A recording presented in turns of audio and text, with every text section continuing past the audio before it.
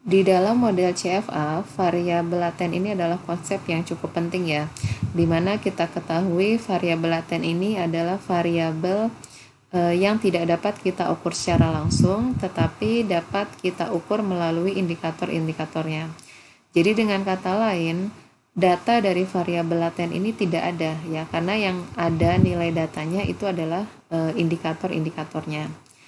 Nah, permasalahannya adalah kalau misalkan kita lakukan pemodelan CFA, walaupun kita peroleh hasil DF-nya positif ya, atau modelnya dapat diidentifikasi, tetap nanti kita tidak bisa melakukan estimasi model ya.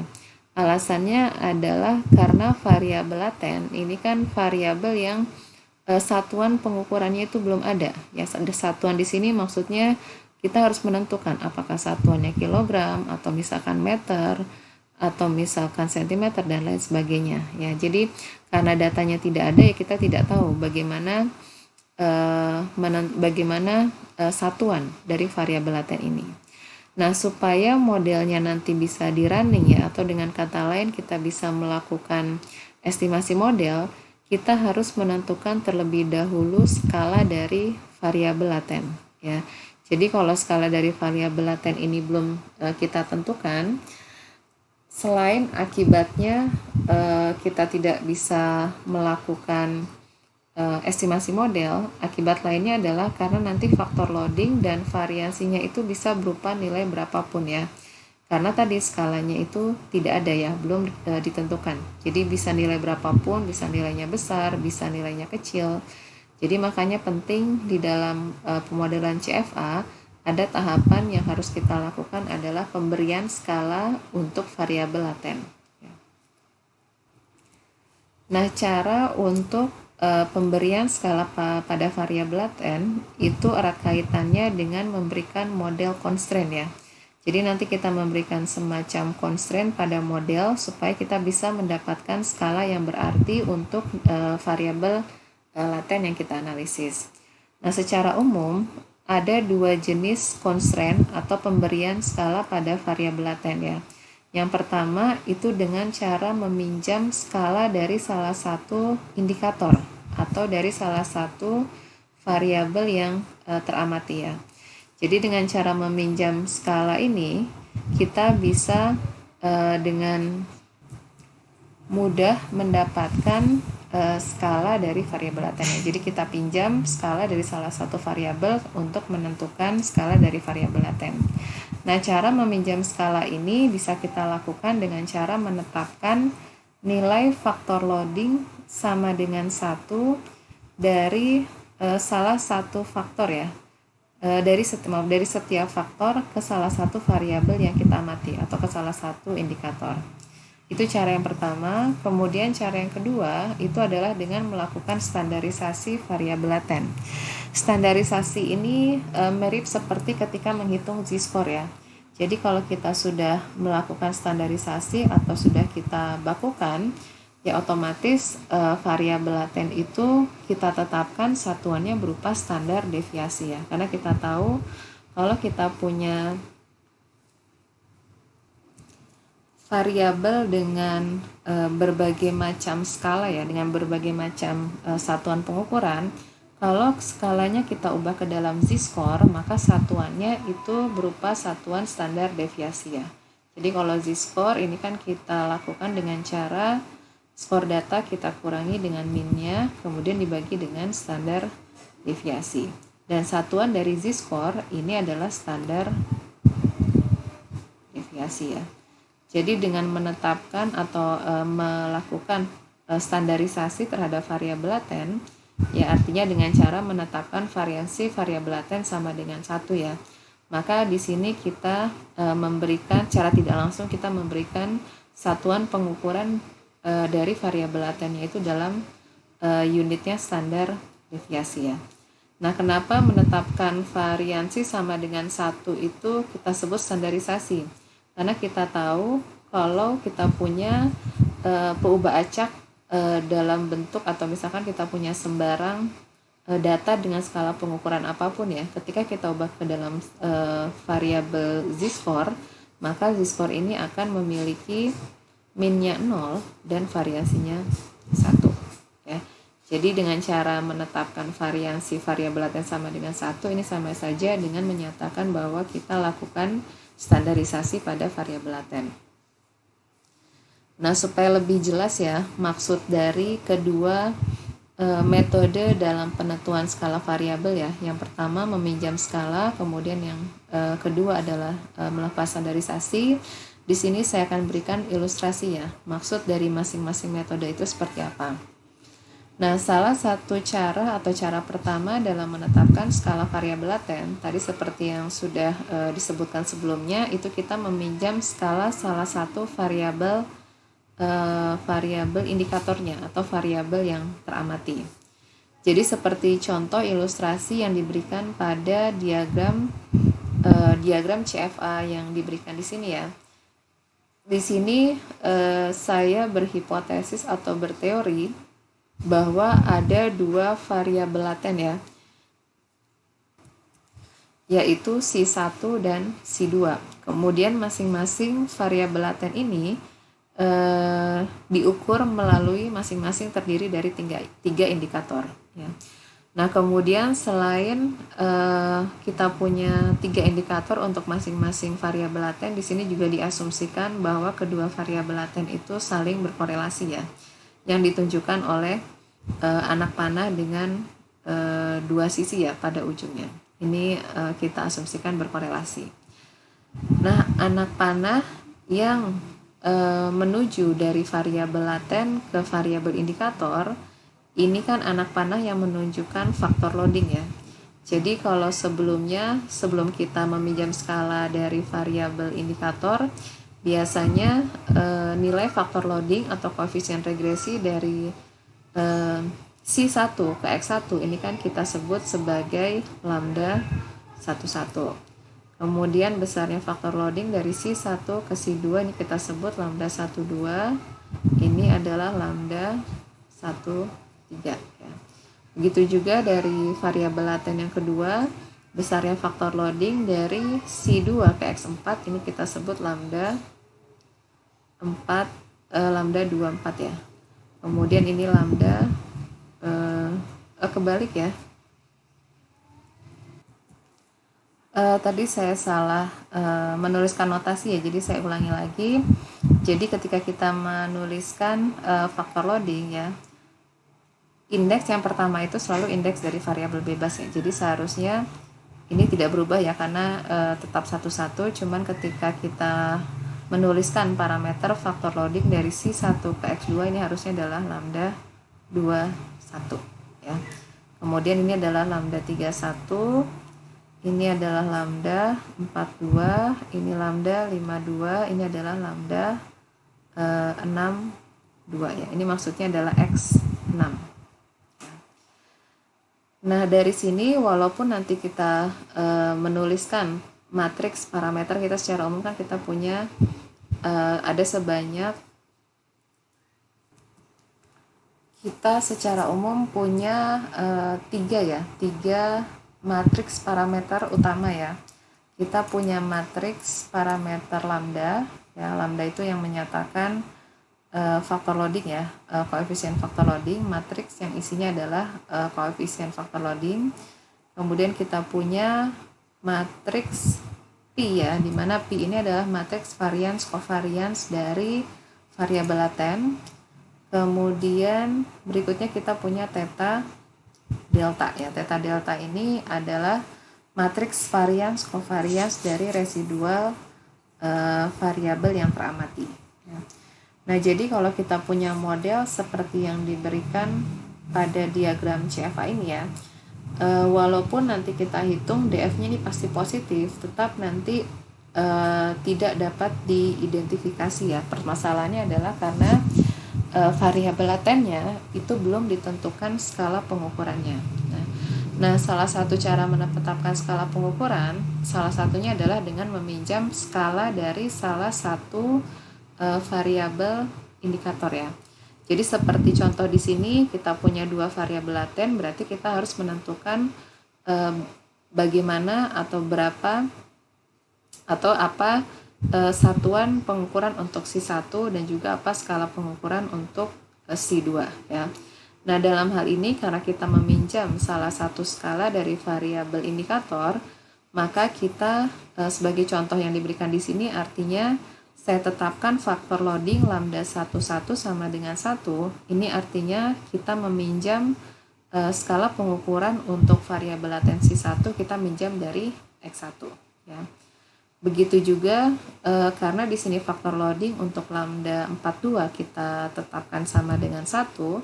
Ini artinya kita meminjam skala pengukuran untuk C2 kita pinjam dari indikator X4. 6 kali 2 ya, banyaknya variabel indikator, banyaknya indikator dikali dengan banyaknya variabel laten. Ya, jadi 6 kali 2. Yang ada di baris ini adalah variabel indikatornya ya, X1, X2, X3, X4, X5, X6 ya. Kemudian yang ada di kolomnya ini adalah C1 dan C2 ya. Nah, sebelumnya parameter atau faktor loading dari X1 ya, yang kita regresikan terhadap C1 sebelumnya lambda 11 karena kita bebaskan ya, kita tetapkan ya, bukan kita bebaskan, sebelumnya kan parameter bebas, karena kita tetapkan ini nilainya menjadi 1 ya. Kemudian lambda 21 ini tidak berubah, kemudian lambda 31 yang ini 0 0 0 ya. Kemudian untuk faktor loading dari C2 ke X1 itu kan tidak ada ya, berarti ini 0, ini 0, ini 0 ya. Kemudian faktor loading dari C2 ke X4 itu tadi kita tetapkan ya, karena kita minjam skala X4 untuk menentukan skala pengukuran dari variabel latensi 2, maka di sini kita tetapkan faktor loadingnya menjadi 1 ya. Kemudian faktor loading berikutnya ini nilainya lambda ya, lambda 52 dan ini adalah lambda 62 ya. Jadi secara total sebelumnya kalau kita tidak meminjam skala X kan ada 6 ya, ada 6 parameter bebas, karena 2 faktor loading kita tetapkan 1, berarti kita tinggal ada 4 parameter bebas di matriks lambda ya. Kemudian untuk matriks berikutnya kita punya matriks theta delta ya. Kita punya theta delta, di mana theta delta ini adalah matriks varians covariance dari residual indikator ya. Di sini kita asumsikan residual indikator tidak berkorelasi, maka nilai yang ada di luar diagonal itu nilainya 0 ya. Jadi yang ada hanya di dalam diagonal ini berupa variansi masing-masing residual ya. Delta 11, delta 22 sampai dengan delta 66 ya. Jadi banyaknya parameter di dalam theta delta ya, itu ada sebanyak 6 parameter. Kemudian yang terakhir adalah P. P ini kan menyatakan varians covariance dari variabel laten ya. Karena variabel latennya ada 2, berarti kita punya matriks P-nya adalah 2 kali 2 ya, ini 2 kali 2. Berarti ada C1, C2, C1, C2 ya. Nah, isi dari elemen dari matriks P ini yang ada di baris pertama kolom pertama ini adalah variansi dari C1 ya, atau kita sebut P11 ya, dimana P11 ini menyatakan variansi dari variabel laten C1 ya. Kemudian diagonal berikutnya ada C22, ini adalah variabel variansi dari variabel laten C2. Kemudian di sini kita asumsikan bahwa C1 dan C2 berkorelasi, maka ini ada nilai kovariansinya ya sebesar C21 ya. Nah, dari sini bisa kita hitung ada sebanyak 3 parameter bebas di dalam matriks varians covariance P. Ya, berarti total ada 3. Nah, berarti dari sini setelah kita meminjam skala dari indikator ya untuk menetapkan skala pengukuran dari variabel laten, maka kita bisa hitung banyaknya parameter bebas ada sebanyak 13, yaitu 4 ditambah 6 ditambah 3 ya, 13. Nah, kemudian untuk menghitung DF-nya ini sama seperti sebelumnya, kita hitung banyaknya indikator ya dikali banyaknya indikator plus 1 ya. Kita punya 6 indikator, berarti 6 kali 7 dibagi 2, 42 bagi 2 sama dengan 21 ya. Kemudian kita hitung DF-nya 21 kurang 13 sama dengan 8. Ini karena DF-nya positif berarti dapat diidentifikasi. Nah, karena sudah kita tetapkan skala pengukuran dari variabel laten, nanti bisa kita peroleh hasil dari estimasi modelnya. Nah, cara yang kedua untuk penentuan skala variabel laten itu adalah dengan melakukan standarisasi. Ya, standarisasi dari variabel laten. Ilustrasinya di sini saya masih menggunakan contoh yang sama ya. Kita punya dua variabel laten di mana masing-masing variabel laten itu diukur oleh 3 indikator. Nah, di sini kita coba hitung ya bagaimana dengan DF-nya. Ya, apakah berubah kalau misalkan kita melakukan prosedur yang berbeda dalam penetapan skala variabel laten.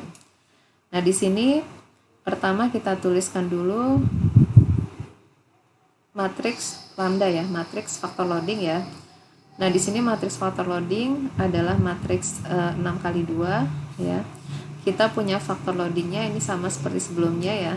Karena kita tidak meminjam skala dari indikator, maka ini kita bebaskan lambda 11 dan seterusnya sampai dengan lambda 62 ya.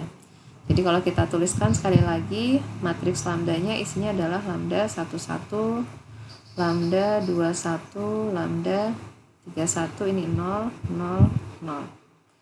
Kemudian ini adalah 0, 0, 0.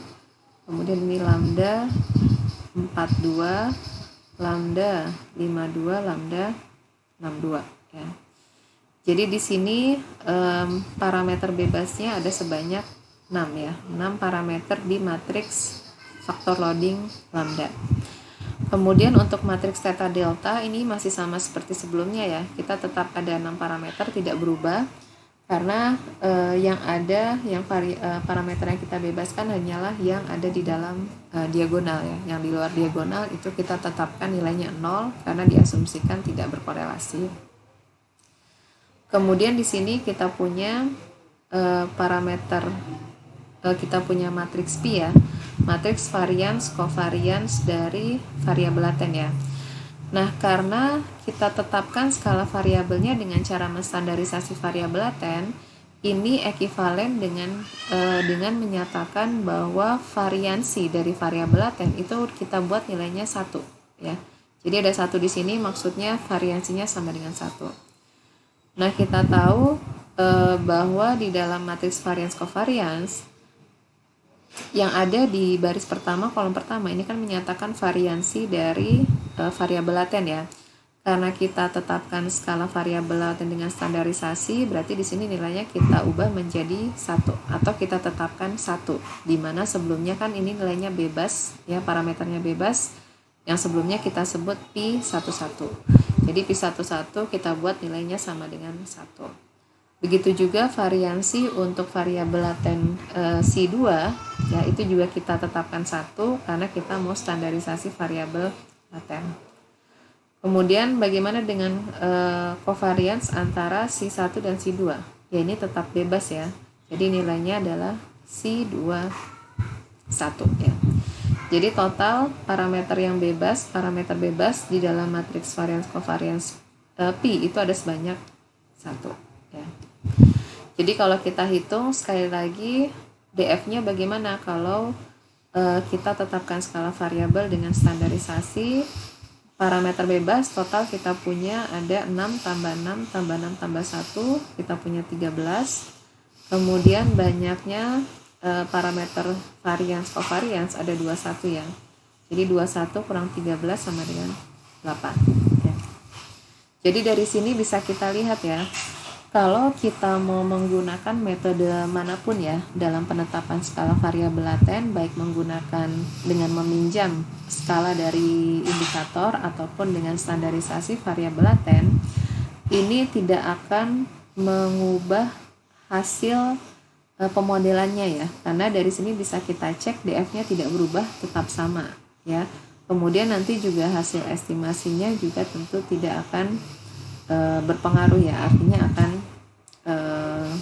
sama saja ya. Jadi kita bisa menggunakan penentuan skala variabel, bisa menggunakan standarisasi atau menggunakan dengan cara meminjam skala dari salah satu variabel indikator.